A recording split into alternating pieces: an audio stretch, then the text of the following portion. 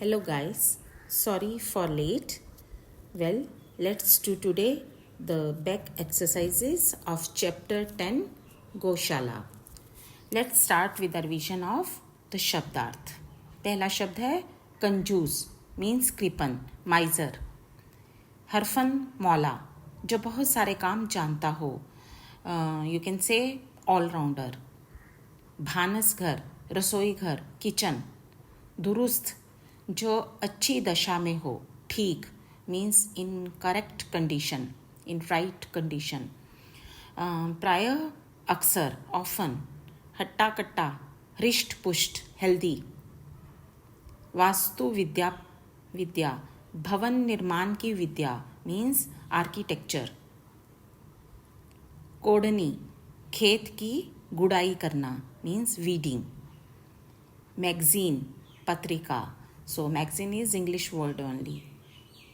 औकात हैसियत स्टेटस. गर्क तल्लीन डूबा हुआ मीन्स इनग्रोस्ड. बबुइयाँ धनी लोगों की लड़कियाँ या स्त्रियाँ मीन्स रिच पीपल्स गर्ल्स और लेडीज़. स्वांग भरना नाटक करना मीन्स टू डू एक्टिंग और ड्रामा. नालिश शिकायत कंप्लेंट. इंसाफ न्याय जस्टिस. जहन्नुम नरक हेल. घूर कूड़े करकट का ढेर जिसे जलाकर शीतकाल में आग तापते हैं means a heap of waste things used for camp fire. महरूम वंचित डिप्राइव्ड. उल्लेख वर्णन या जिक्र मेंशन्ड. जरखेज मीन्स उपजाऊ मीन्स फर्टाइल. आगे है मुहावरा हुक्म सिर आँखों पर मीन्स आज्ञा को सिर झुकाकर स्वीकार करना. आगे हैं कठिन शब्द फॉर श्रुतलेख for dictation. So this you can practice yourself. उसके बाद है पाठ बोध. इसके अंतर्गत हैं प्रश्नों के उत्तर. तो पहले हैं मौखिक प्रश्न.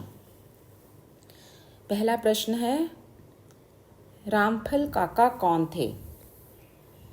रामफल काका अक्कल के गांव के सबसे धनी पर कंजूस व्यक्ति थे. अक्कल कौन था? अक्कल गांव का 5 फुट लंबा जवान था जो बहुत ही अच्छा हलवाहा था और भवन निर्माण कला में गांव भर का उस्ताद था. गांव की बबुइयाँ किससे मन ही मन चिढ़ती थीं? उत्तर अक्कल अपनी बेटी को बहुत शान से रखता था जिसे देखकर गांव की बबुइयाँ मन ही मन चिढ़ती थीं. शहर में कौन सा उत्सव मनाया जा रहा था? उत्तर शहर में गौशाला का उत्सव मनाया जा रहा था. आगे है अक्कल लेखक के पास किस लिए गया था?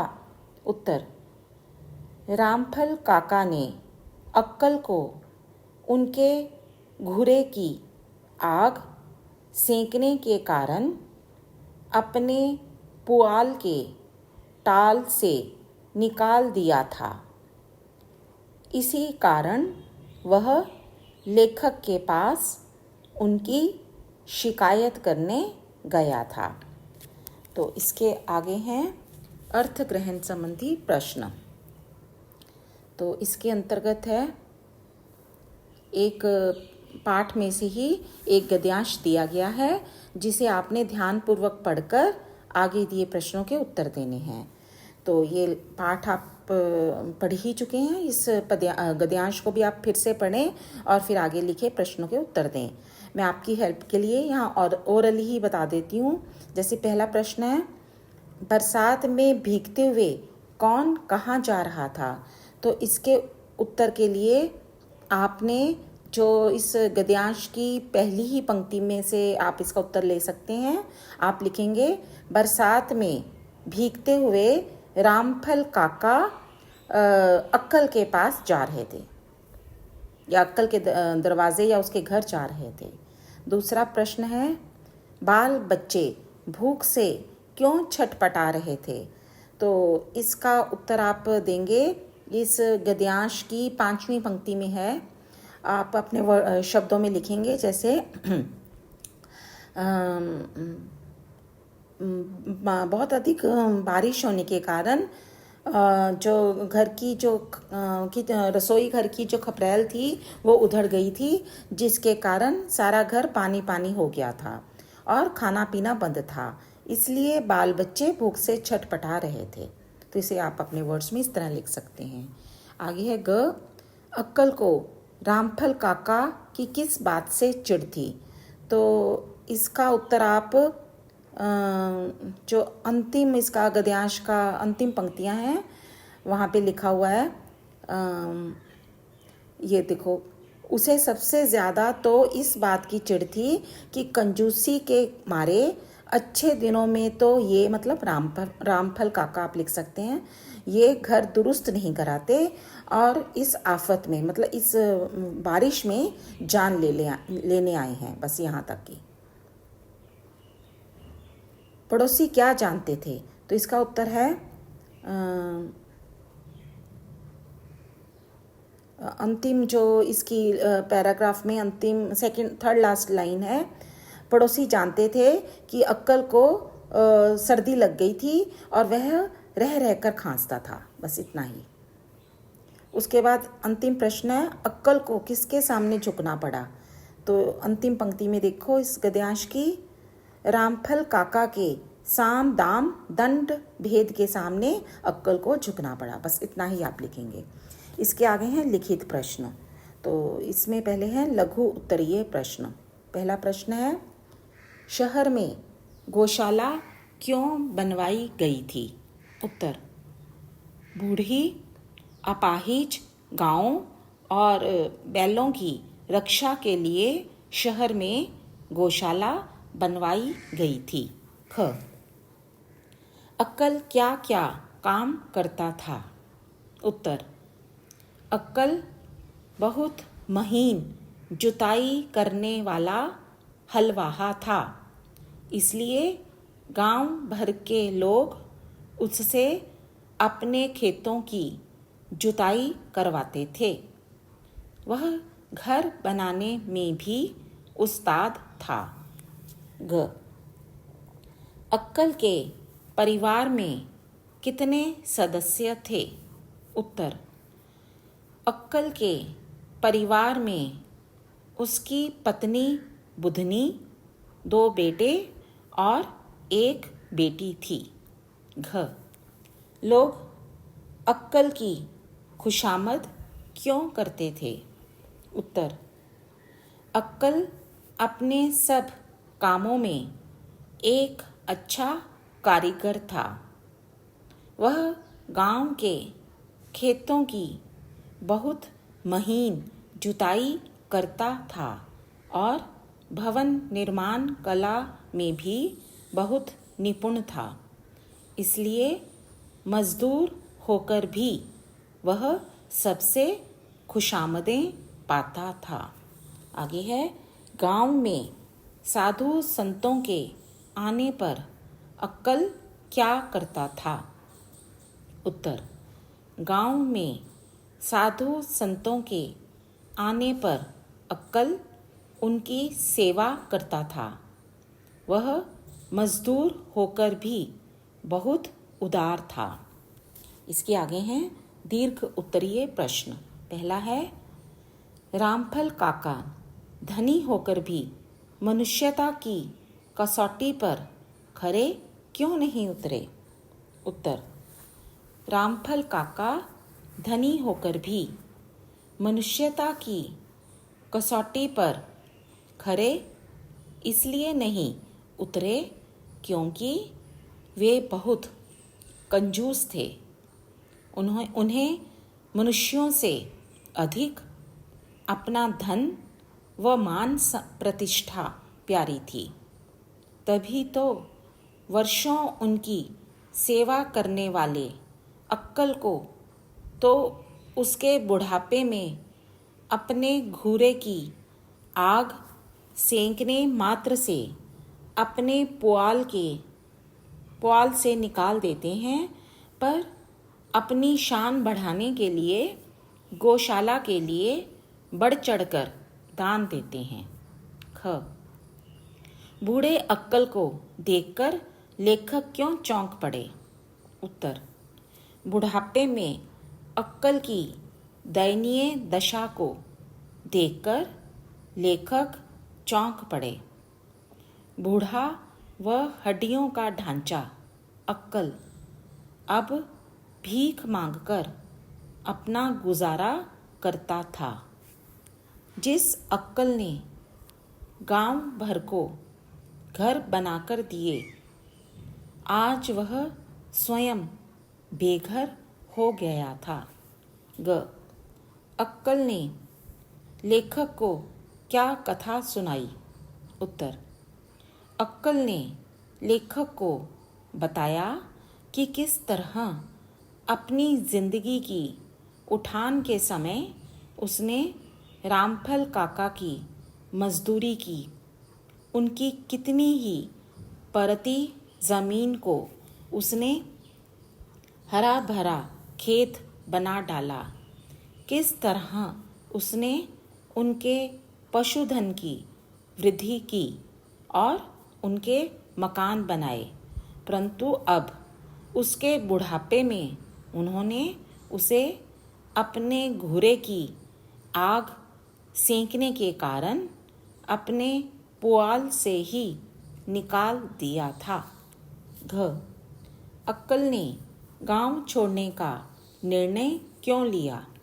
उत्तर, अक्कल ने रामफल काका और अपने गांव के लोगों के लिए जीवन भर बहुत कुछ किया था, परंतु अब उसके बुढ़ापे में किसी ने उसकी कोई मदद नहीं की। रामफल काका ने तो जाड़े के दिनों में उसे अपने घूरे की आग सेंकने के कारण अपने पुआल के टाल से ही बाहर निकाल दिया। इन सब कारणों से अक्कल का अपने गांव वालों से मोह भंग हो गया और उसने गांव छोड़ने का निर्णय ले लिया। अगला प्रश्न है, मनुष्य ने बूढ़े पशुओं के लिए गौशालाएं बनवाई, किंतु बूढ़े मनुष्यों के लिए कथन से संबंधित निम्न प्रश्नों के उत्तर दें। तो पहला प्रश्न है, इस कथन का प्रयोग किसने और किस संदर्भ में किया है? दूसरा प्रश्न है, बूढ़े मनुष्यों द्वारा कहानी के किस पात्र की ओर संकेत किया गया है और क्यों? तीसरा प्रश्न है, वृद्ध जनों के आश्रय की समस्या के समाधान के लिए क्या उपाय किए जाने चाहिए? तो हम पहले प्रश्न का उत्तर देते हैं। इस कथन का प्रयोग लेखक ने अक्कल के लिए तब किया जब रामफल काका और अन्य गांव वालों की संवेदनहीनता के कारण वह अपना गांव हमेशा के लिए छोड़कर जा रहा था। दूसरे प्रश्न का उत्तर है, बूढ़े मनुष्यों द्वारा कहानी के मुख्य पात्र अक्कल की ओर संकेत किया गया है, क्योंकि अक्कल के बुढ़ापे में अब उसका कोई सहारा नहीं बचा था। तीसरा प्रश्न है, उसका उत्तर, अकेले और असहाय वृद्धों के आश्रय के लिए ऐसे वृद्ध आश्रमों का पर्याप्त संख्या में निर्माण किया जाना चाहिए, जहां उनके सुख स्वास्थ्य के लिए सभी साधन उपलब्ध हों। तो इसके आगे है व्याकरण बोध। इसके अंतर्गत पहला प्रश्न है, नीचे लिखे वाक्यांशों के लिए एक शब्द लिखिए। तो वन वर्ड सब्स्टिट्यूशन। तो पहला है वाक्यांश, एक साथ पकाया गया दाल और चावल। तो इसके लिए एक शब्द क्या होगा? खिचड़ी। जो बहुत सारे कार्यों में निपुण हो। इसका उत्तर है हरफन मौला। बिना जोते छोड़ी गई जमीन। तो इसे कहेंगे परती जमीन। कूड़े करकट का ढेर जिसे जलाकर आग तापा जाता है, घूर। और अंतिम वाक्यांश है, बूढ़ी अपाहिज गायों एवं बैलों की रक्षा के लिए बनाया गया भवन, गौशाला। दूसरा प्रश्न है, नीचे लिखे भाववाचक संज्ञा शब्दों से विशेषण शब्द बनाइए। तो ये जो गिवन वर्ड्स हैं वो हैं एब्स्ट्रैक्ट नाउन्स। तो उससे आपने एडजेक्टिव्स बनाने हैं। तो पहला है उदारता। तो इसका बनेगा विशेषण उदार। दूसरा है भूख। इसका बनेगा भूखा। चतुराई। इससे एडजेक्टिव बनेगा चतुर। प्यास से प्यासा। कठोरता से कठोर। मूर्खता से मूर्ख। उत्कृष्टता से बनेगा विशेषण उत्कृष्ट। और बुढ़ापा से बूढ़ा। इसके आगे तीसरा प्रश्न है, विशेषण की 3 अवस्थाएं होती हैं, मतलब डिग्रीज। जैसे इंग्लिश में होती है कंपैरेटिव एंड सुपरलेटिव डिग्रीज, ऐसे हिंदी में भी होती है मूलावस्था जैसे कि कोमल। उत्तरावस्था को कहेंगे हम कंपैरेटिव डिग्री एंड सुपरलेटिव को कहते हैं उत्तमावस्था। जैसे इंग्लिश में बिगर, बिगेस्ट। तो बिगर होता है जो कंपैरेटिव में होती है सेकंड वाली डिग्री में, और बिगेस्ट इज सुपरलेटिव, और मतलब तीसरी जो डिग्री है। तो हिंदी में जो पहली वाली को कहेंगे जैसे कि मूलावस्था, उसका शब्द जैसे हुआ कोमल। तो उत्तरावस्था में बनेगा कोमलतर, और उत्तमा सुपरलेटिव में बनेगा कोमलतम। तो आगे उन्होंने कुछ शब्द दिए हैं मूलावस्था के। आपने उत्तरावस्था और उत्तमावस्था उसकी बनानी, मतलब दूसरी सेकंड एंड थर्ड डिग्री बनानी है। जैसे लघु से बनेगा लघुत्तर और लघुत्तम। उच्च से उच्चतर, उच्चतम। अधिक से अधिकतर, अधिकतम। सुंदर, सुंदरतर, सुंदरतम। निम्न, निम्नतर, निम्नतम। और अंतिम है अच्छा, उत्तम, सर्वोत्तम। जैसे गुड, बेटर, बेस्ट। तो हर जगह पे तर और तम ही नहीं, कई बार इस ढंग से शब्द में परिवर्तन लाकर भी हम उत्तरा और उत्तमावस्था बनाते हैं। चौथा प्रश्न है समास। तो समास भी आपने पिछली कक्षाओं में पढ़े हैं, यहाँ से भी एक बार फिर से इसकी पुनरावृत्ति करते हैं। समास का अर्थ है संक्षेपीकरण, अर्थात 2 या अधिक पदों के बीच आने वाले शब्दों और विभक्ति चिन्हों को हटाकर उन्हें संक्षिप्त बनाने की प्रक्रिया समास कहलाती है। मतलब जो अधिक शब्द हैं उन्हें कम करके कम शब्दों में बात को कहना समास कहलाता है। जैसे रसोई के लिए घर, तो इसमें से के लिए को हटा दें, सीधा ही रसोई घर कहा जा सकता है। ऐसे ही राजा का कुमार, तो इतना बड़ा कहने की बजाय राजकुमार एक शब्द में कहा जा सकता है। तो इस प्रक्रिया को, इस प्रोसेस को समास कहते हैं। तो यहाँ पर जैसे कि इन्होंने सभी जो इसके 6 भेद हैं उनकी उदाहरण दी हुई है। जैसे पहला भेद है अव्ययी भाव समास। तो इसका उदाहरण है आजीवन। द्वंद्व समास, जैसे भूख प्यास। तीसरा है तत्पुरुष समास, जैसे गौशाला। द्विगु समास, चौराहा। कर्मधारय समास, इसकी उदाहरण है अध्पका। और अंतिम है बहुव्रीहि समास, जैसे गजानन। तो इसके बारे में विस्तार में हम आगे पढ़ेंगे। वैसे आप पिछली कक्षाओं में पढ़ चुके हैं। यहाँ पे इन्होंने इस पाठ में 3 भेदों के बारे में विस्तार से बताया। हम इनके बारे में आज पढ़ लेते हैं। अव्ययी भाव समास, जिस समस्त पद का पहला पद अव्यय होता है उसे अव्ययी भाव समास कहते हैं। जैसे आजीवन, इस उदाहरण में आ अव्यय है और विग्रह होगा जीवन भर। इसका तात्पर्य है कि अव्यय क्या होता है, जिस शब्द के रूप में कभी परिवर्तन ना आए। जैसे आ ही रहेगा, इसको कभी आ ओ नहीं किया जाएगा, किसी भी शब्द के साथ लगेगा तो आ के रूप में ही लगेगा।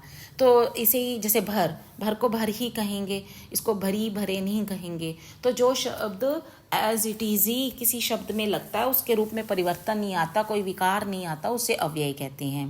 जैसे तो हुआ, तो का हम तो को तो ही लिखेंगे, कुछ और नहीं लिखेंगे, उसका रूप परिवर्तन नहीं होगा। तो ऐसी जैसे उपमान, उप शब्द, उपदेश, तो इसमें हम उप जो है वो क्या, उसको हम अव्यय कह सकते हैं, तो जिसके रूप में विकार ना आए। और यह जो है इसमें जो अव्यय भाव का एक और पहचान है कि इसमें पहला पद जो है शब्द का वो प्रधान होता है, मतलब उसके ऊपर ही उस पूरे पद का अर्थ निर्भर करता है। जैसे आजीवन, तो आजीवन से अर्थ लेंगे हम जीवन भर, मतलब फुल लाइफ टाइम, तो विग्रह होगा जीवन भर। दूसरा है द्वंद्व समास। द्वंद्व का अर्थ होता है पैर, मतलब जोड़ा। जिस समस्त पद में दोनों पद प्रधान हो, जैसे अव्ययी भाव में पहला पद प्रधान था, इसमें उसके मतलब पहले पद के आधार पर उस पूरे जो शब्द था उसका अर्थ लिया जाता है। तो इसमें दोनों ही जो पद होते हैं इक्वली प्रधान होते हैं। वहाँ पदों के बीच योजक चिन्ह का प्रयोग किया जाता है। योजक चिन्ह मतलब हाइफन, उसे द्वंद्व समास कहते हैं। इन दोनों शब्दों के बीच और, या, अथवा आदि का लोप होता है। जैसे भूख प्यास का विग्रह होगा भूख और प्यास। तो जैसे कि समास क्या है, द्वंद्व भूख प्यास, तो इसमें हम हाइफन का प्रयोग कर रहे हैं योजक का। पर जब इसका विग्रह करेंगे तो आप भूख और प्यास, या कहीं पर या भी लगा सकते हैं, जैसे भूख या प्यास, या भूख अथवा प्यास। जैसे माता पिता, माता और पिता, माता या पिता, या और लगाकर आप इन द्वंद्व समासों का विग्रह करेंगे। तीसरा है तत्पुरुष समास। जिस समस्त पद में उत्तर पद प्रधान होता है तथा पूर्व पद गौण होता है। उत्तर पद क्या होता है, दूसरा पद। जैसे अव्ययी भाव में पहला पद चौथा प्रधान था, तो इसमें जो पहला पद है वो गौण है, वो प्रधान नहीं है। जो उत्तर पद है, दूसरा पद है, वो प्रधान होता है। प्रायः इन दोनों शब्दों के बीच कारक चिन्हों का लोप हो जाता है। तो इनको भी जब इसका समास बनाएंगे तो उसके बीच में जिन कारक चिन्हों का, जैसे ने, को, से, के लिए का लोप हो जाएगा, मतलब उनको हम नहीं लिखेंगे, तो बाकी के शब्द को लिखेंगे। जैसे कि गौशाला, गौशाला एक तत्पुरुष समास है जिसका विग्रह करेंगे तो गौ के लिए शाला, तो ऐसा घर जो कि काउस के लिए, गौओं के लिए बनाया गया हो, तो गौ के लिए शाला। तो अब आपने क्या करना है, नीचे लिखे समस्त पदों का विग्रह करते हुए समास का नाम लिखिए।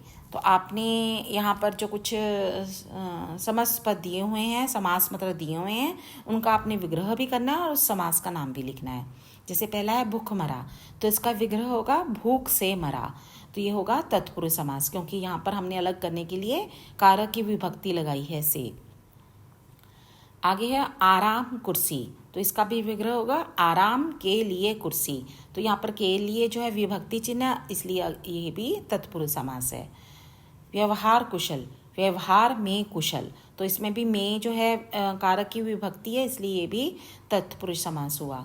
आगे है खाना पीना, इसका विग्रह करेंगे तो हमें हाइफन हटाकर, योजक को हटाकर और लिखना है, खाना और पीना, तो ये हुआ द्वंद्व समास। प्रतिदिन, इसका जो विग्रह होगा प्रत्येक दिन, तो इसमें जो पहला पद प्रधान है तो इसलिए ये हुआ अव्ययी भाव। आगे है खरपात, तो इसमें भी हाइफन लगा, जहाँ पर हाइफन लगा मीन्स वो आपका द्वंद्व समास होगा, तो इसका विग्रह करते समय आपने उसको हाइफन को हटाकर, योजक को हटाकर और लगा देना है, तो इसका बना खर और पात, तो ये हुआ द्वंद्व समास।